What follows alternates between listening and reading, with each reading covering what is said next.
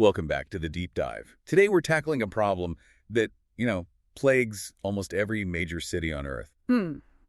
What do you do with these mountains of urban trash? We are. And we're looking at this incredible story of a solution that seems so elegant now, but was initially just laughed at by the very officials it was designed to help. It's an amazing story. So set the stage for us. Where's this all begin? It's a real zero-to-hero narrative in sustainable development. We're starting in Dhaka, Bangladesh, back in the 1990s. The city was just buckling under the weight of its own success, one of the world's fastest-growing megiddo cities. And the waste crisis was, just completely out of control? Totally out of control. Okay, so just how bad was it? Well, by the mid-90s, Dhaka alone was generating about 3,500 tons of solid waste every single day. 3,500 tons. And across the country? Over 17,000 tons. But here's the crucial fact, the one that everyone else seemed to miss. A staggering 70 to 80% of all that solid waste was organic matter.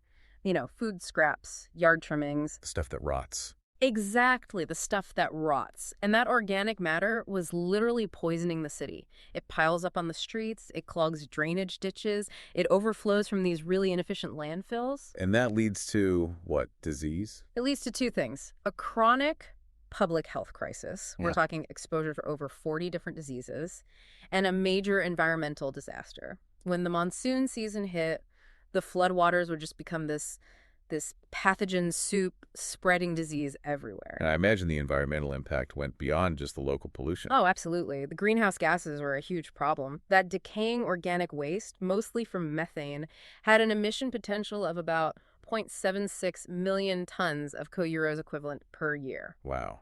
And methane is a really potent, short-lived climate pollutant, so that's a big deal. It's a very big deal. And the Dhaka City Corporation, the DCC, they were just completely overwhelmed. They were throwing money at it. Nearly half their operating budget went to waste management. And it wasn't working? Not even close. They were only managing to collect about 37% of the city's waste. So they're spending a fortune just to fail.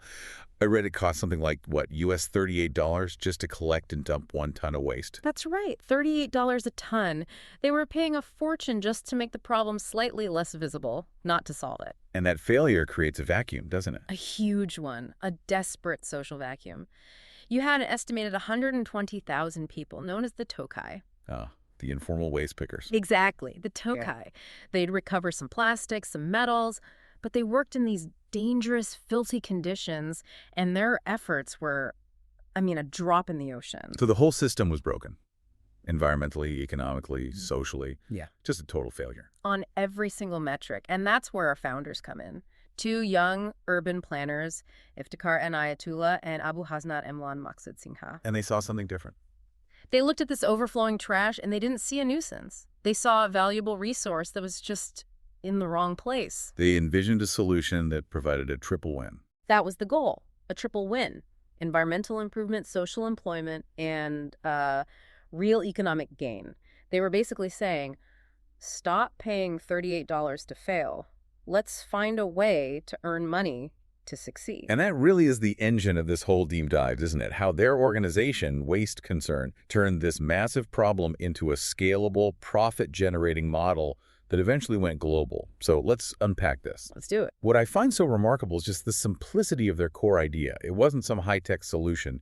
It was stop fighting the waste, feed it to the farms. Right. The city had this massive, endless supply of organic waste. And at the same time, rural farmers had this critical demand for organic compost. Why was the demand so high? Decades of heavy chemical fertilizer use had just wrecked Bangladesh's soil. The yields were dropping and farmers were desperate for a natural way to bring their soil back to life. That seems so obvious. A perfect match of supply and demand. So why wasn't anyone doing it? Bureaucracy. The urban authorities just they couldn't see past their own broken system.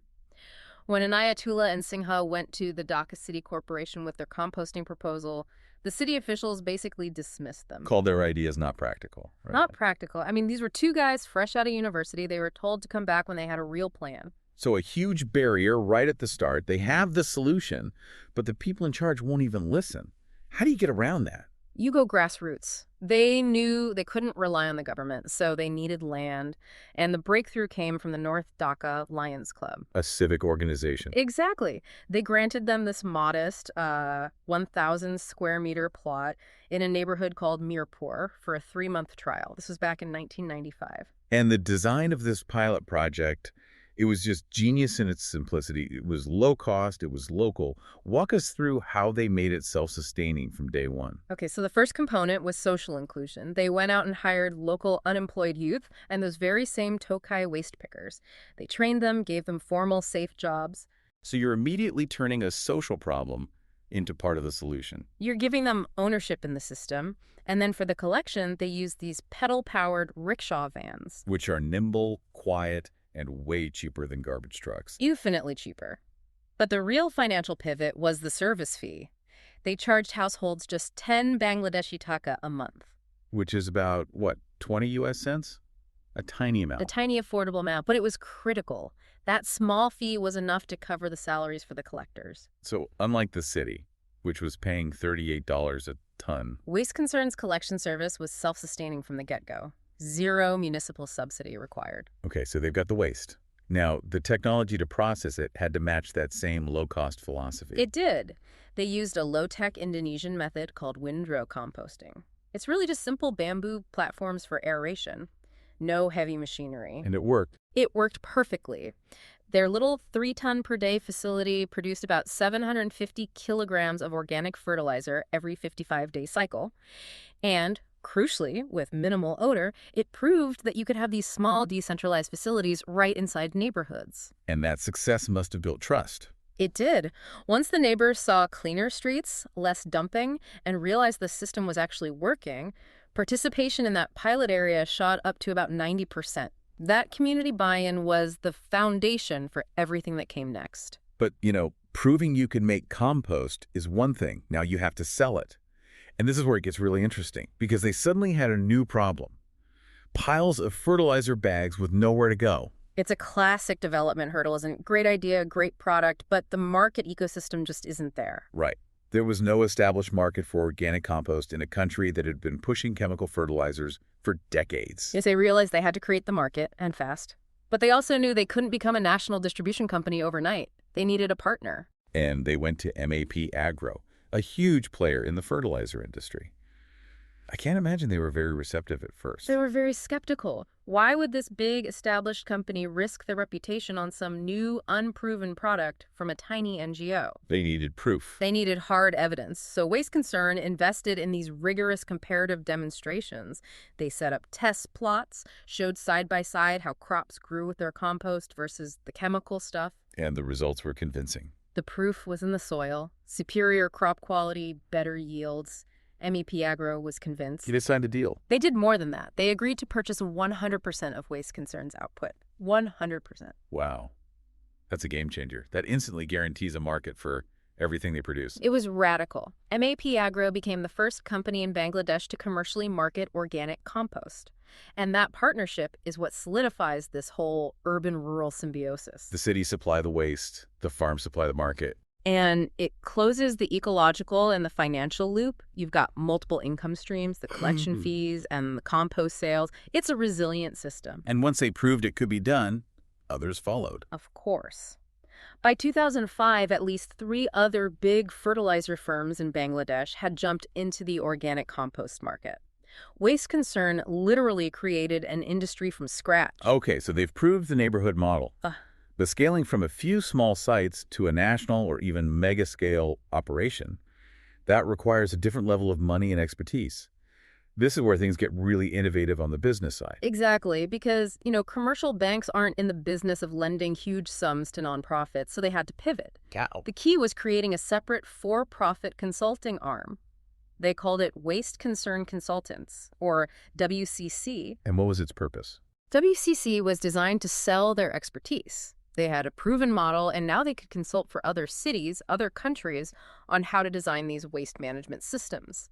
And here's the clever part. They mandated that 30% of all WCC profits had to be channeled back to the original NGO. So the for-profit funds the nonprofit's mission. Precisely. It was brilliance in execution.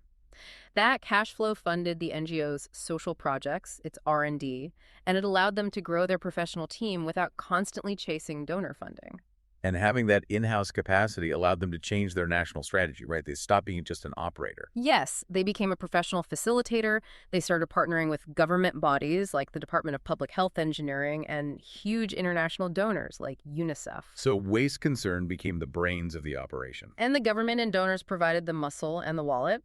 Waste Concern supplied the technology and training, and the public sector financed the new sites. But even with that, a megacity like Dhaka needed a mega solution. This leads to the plan for that enormous 700-ton-per-day plant at the Machiro landfill. A facility 200 times the size of their first little pilot project. The scale is just mind-boggling. And that kind of scale requires serious capital. Immense financing. Traditional loans weren't going to cut it, so they had to go global. They partnered with a Dutch firm, Worldwide Recycling, who put up 100% of the investment, and then came the real strategic masterstroke. Which was? Structuring the project as the very first composting-based project in the world to be proposed for carbon credits. Okay, so for listeners who might not be familiar, break that down. What is the clean development mechanism, and how does not polluting physically make you money? So the CDM, the Clean Development Mechanism, is part of a UN framework. It allows developed nations to invest in emission reduction projects in developing countries. By composting all that organic waste instead of letting it rot in the landfill, Waste Concern drastically cuts methane emissions. And since methane is such a potent greenhouse gas, that reduction becomes a valuable commodity. which you can sell As credit. as certified emission reduction credits, or CERs. Every ton of methane they prevent from entering the atmosphere translates directly into a financial return. And that revenue stream was the key. It was decisive. The founder, Anaitullah, said it himself. The 700-ton-per-day plant was just not economically feasible without the extra money from carbon trading.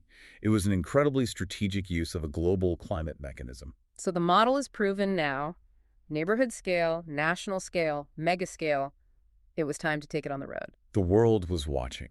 And soon after, the UN's Economic and Social Commission for Asia and the Pacific, UNESCAP, invited Waste Concern to replicate their approach internationally. Their first big success story outside of Bangladesh was in Sri Lanka, right? In a city called Matale around 2004, they went back to the decentralized neighborhood-scale model, using a public-private partnership structure. And it proved the financial model was transferable because it was built on that sustainable triple income stream. That's the operational genius of it. 1, user service fees from households. 2, selling the recovered inorganic stuff, plastics, metals.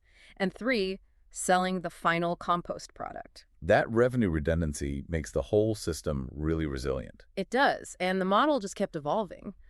In Quy Nhon, a coastal city in Vietnam, they helped develop this broader concept called the Integrated Resource Recovery Center, or IRRC. Which is, what, the next level up? It's the comprehensive evolution. It integrates composting with biogas generation, with advanced recycling, even energy capture. They basically created a blueprint for a self-contained waste factory. They weren't just selling compost anymore. They were selling complex IP and a whole strategy. So this international success, adapting to different countries, different types of waste, it just validated the core principles. It proved they were universally applicable, at least in low-income urban settings. Decentralized, community-engaged, and financially viable through market creation. They created a global template. It really is an incredible journey. From two guys being laughed out of a city office to setting global standards. When you boil it all down, it seems like there are 4 big lessons we can pull from this. I think so. The first is that innovation has to align with market failure. They didn't try to fight the system. They found the void, that missing link between urban waste costs and rural agricultural demand, and they just filled it. Second, the power of inclusive grassroots design. By giving jobs to the marginalized Tukai and keeping the tech simple and local, they built this incredible resilience and legitimacy right from the start. Third, those strategic partnerships were absolutely non-negotiable for growth. They blended the stability of government with the efficiency of the private sector to achieve a scale they never could have reached on their own. And finally, what I'd call adaptive persistence. They never lost sight of the mission, but they were so flexible in how they got there. Pivoting to the for-profit WCC, leveraging brand new things like climate finance when the old routes dried up. And I think the ultimate insight they had was realizing that massive scaling isn't about centralizing your control, it's about decentralizing the implementation. They empowered local actors to run the model themselves. That's how you get rapid expansion across dozens of sites in multiple countries at the same time. Which leaves us with this final provocative thought for you to consider. Waste Concern's greatest innovation wasn't really the composting technique itself, but the creation of an entire ecosystem that turned a liability into a commodity. So in your own field, where are the waste streams, the overlooked problems, the dismissed byproducts? That could be turned into a profitable resource just by strategically connecting two markets that currently don't speak to each other. Thank you for listening to Mission Possible, innovating for the world's most marginalized. This podcast is built on the outstanding work of our students, whose curiosity and commitment drive much of the research and storytelling you hear. Each episode is grounded in academic research and shaped through close collaboration with our partners. To learn more about the research and partnerships behind this podcast, feel free to contact us. Thank you for joining.